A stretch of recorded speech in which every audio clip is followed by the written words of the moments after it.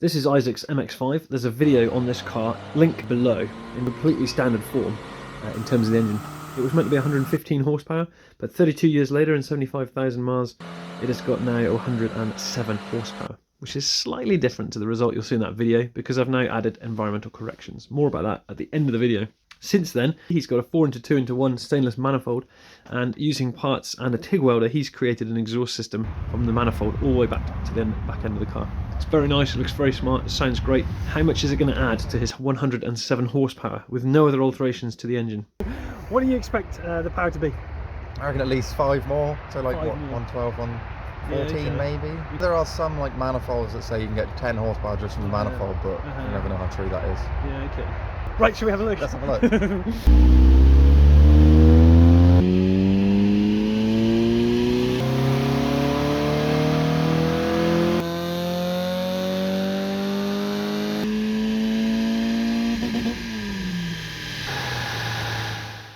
There we go, look at that hike! Holy shit!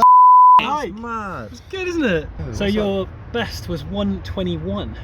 That's insane. It's wicked, isn't it? So you can see the torque is just up all the time, which is fantastic. I mean, I can't believe it's so good from down below. Nothing. Really. That's well impressive. I'm so impressed That's with that. well impressive. Thanks for bringing it, Isaac. That's alright. Most tuning methods centre around increasing the bang in the cylinder, which obviously pushes the piston down with greater force.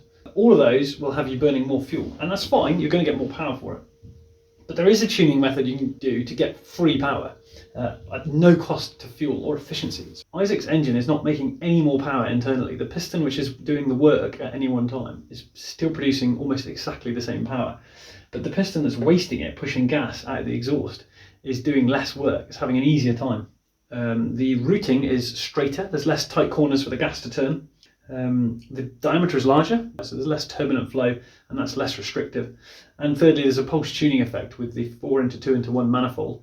All of that has meant that there is 14 horsepower less wasted effort. He's not burning any more fuel, he's not stressing his engine out anymore, but it took 14 horsepower more to push the exhaust gas through that exhaust system than it does now, which is a fantastic result. It's free, no extra fuel, better MPG now, more efficient engine, and obviously more power and torque. A wicked result. You can see the light on his face. So this, if you want to know, from back in the university days, is a PV diagram for the Otto cycle, a rough one. It's all gone a little bit Jason again with the whiteboard. Bottom dead centre when the volume is large, and this is the piston at top dead centre when the volume is low. So you can see we start with cold air here, blue cold air being dragged in, the piston is going down the bore, the volume is increasing, the pressure is low because the piston is having to suck that gas through the inlet system. Now the valves close and the gas is compressed, so the volume is decreasing again as the piston goes up. The pressure is rising, the gas is actually getting hotter now, so I switched to red. Then we ignite that mixture and the pressure goes way up. Then the piston comes down the bore and expands, and that piston is pulling work out of that gas, so the temperature drops. Now the piston is going back up the bore, volume is decreasing, and the gas is being pushed out past the exhaust valve and through the exhaust system. So this is all positive energy, positive power being made, and tuning methods normally centre on raising that red line. This is wasted effort. The difference between the pressure in the cylinder when you're in exhaust and when you're in inlet is wasted effort. If you can get those lines closer together, then you are wasting less power. And that's exactly what Isaac's done. This red line has been dropped. The pressure in the cylinder when the piston is pushing the gas out is lower now than it was. And the amazing thing that took me by surprise, it's lower right the way across the torque curve.